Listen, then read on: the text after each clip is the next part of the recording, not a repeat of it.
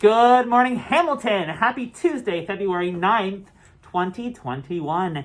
Welcome back to school, A kids. It is nice to see you 2 days in a row. Absolutely. And I'm sure your teachers are feeling the same way. It's nice to see you 2 days in a row. B kids, another day on Seesaw, and then tomorrow we are all home on Seesaw doing our science and social studies. And then B kids, you'll come back to school on Thursday. I can't wait to see you. We do have some birthdays, not today. There are no birthdays again today, but there are 3 birthdays tomorrow on the 10th of February. So I'd like to wish a happy birthday to my girl, Reese, in my class. Happy birthday to you, Reese. And happy birthday in 2nd grade to Raheem. And then happy birthday to Vaho in 1st grade, Mrs. Shoemaker's room. It is a Mrs. Shoemaker. He is a Mrs. Shoemaker's Happy room, birthday I should say. to you tomorrow as well. So 3 February 10th birthdays. Enjoy your day at home tomorrow. Excellent. Our word of the week. What's going to come from the screen? Let's see.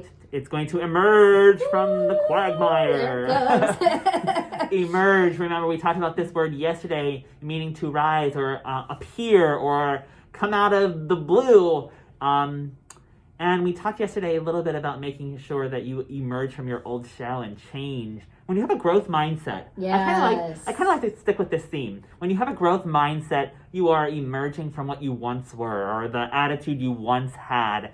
And this shows a lot of maturity and a lot of reflection, which is awesome for growth. So, And you know what? I think that a big thing is when you have something that might be hard, you have to do the right thing. Like you have to really make a decision. Like you see somebody being treated badly. Like maybe, times on the playground, you might see somebody calling somebody else a name. And you know inside it's wrong. And maybe other people are laughing and think it's funny, but you know it's wrong.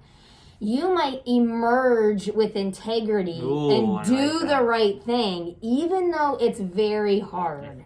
And I think that that's an important thing to kind of, when you can emerge sort of doing the right thing in a situation with integrity, that really is like pretty awesome. Now this is, Mrs. Cashman and I are talking kind of inferentially about what the word emerge means. I mean, you can actually see like somebody emerge from the grave too, like those old scary movies. We're getting, this is like, crazy now, from the grave, Mr. Slusser. Like, there's like zombies, they can come up from the ground. So like, you can actually literally emerge from something. Like I make this card emerge from the bottom of the screen. So you can do it literally, or like even our conversation we just had about, having that growth mindset when you emerge from what you once were. So there's many ways to use this word emerge, but remember it means to kind of change or grow or rise and become new. We'll find out later this week how Amanda Gorman used this word emerge in her poem, The Hill We Climb. So we'll get to hear it from her just like we did with Christine. You can kind of think about, we're going to read about another Black American here, and she probably had to emerge from her past and emerge from some of the struggles that she was experiencing as a kid. And her name is Hattie McDaniel, and she was the first Black woman to win an Academy Award. So this is pretty cool for being an actress, and she was in a very famous movie that some of you may not have heard of, but it's a pretty famous book and movie called Gone with the Wind. So I'm going to go ahead and just read a little bit about her today so you can learn about Hattie McDaniel. And a little quote from her is, "It's much better to play a maid than to be one." Okay, it says, Hattie McDaniel was a spirited child with a great sense of humor.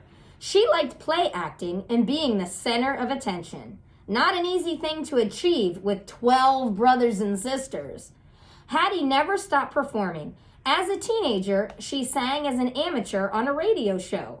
Later, she worked as a professional vaudeville performer. During the 1930s, she even starred in a radio show as Hi Hat Hattie. As an adult, Hattie was a large lady with smooth chocolate-colored skin, a big round face, expressive eyes, a bright smile, and a booming voice. By the time she was 33, Hattie had made her way to Hollywood. To support herself, she took work as a maid and cleaning woman. Gradually, she started to get movie roles, but she always had to play a maid. There were many Black servant roles in films in those days. Usually, these parts called for the characters to simply do their duties, seldom talk, always smile, and to be obedient. Of course, Such portrayals reflected the inferior status that white people gave to black people at the time. Most actors who played servants were easy to forget once the scene was over. But Hattie played her servant roles in a different way. She used her spirited personality and talent for comedy to make the maids she played unforgettable. She always made them wise and often made them outspoken. While pretending to be the perfect servant, she would put her employers in their place without acting subservient. Hattie's style was so respected by directors that she appeared in over 20 films in the 1930s.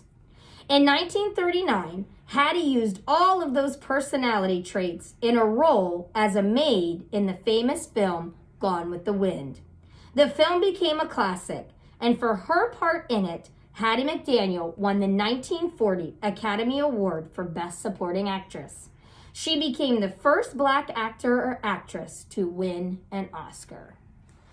Oh, so cool. So and cool. She is amazing in that movie. She really the way is. that she definitely gives an attitude right back to Scarlett O'Hara, Yeah. who definitely deserves it a lot in that film. And she definitely had that. I guarantee there were struggles that she encountered as a kid, and to go on to win an Academy Award from Hollywood, she definitely had to emerge as a shining star and emerge amongst a cast that was so well known. Right. So she definitely is someone to look to there as paving the way for Yeah, other definitely. actors to come up and other black actors to get better roles and to be more main characters in movies rather than, just playing some of the staff there. So Hattie McDaniel, that's your person for today. We are also going to listen today to our national anthem by another Black American, Aloe Blacc, who is going to sing the national anthem for us a cappella today. But we are sticking with the kind of this old arts cultural theme for this week, and we will continue with Aloe Blacc. So have a great day, Hamilton. I hope that you stay warm today when you go outside and get that work done, no matter where you are. All right, please rise for this special national anthem and the pledge to the flag. Have a great one, Hamilton.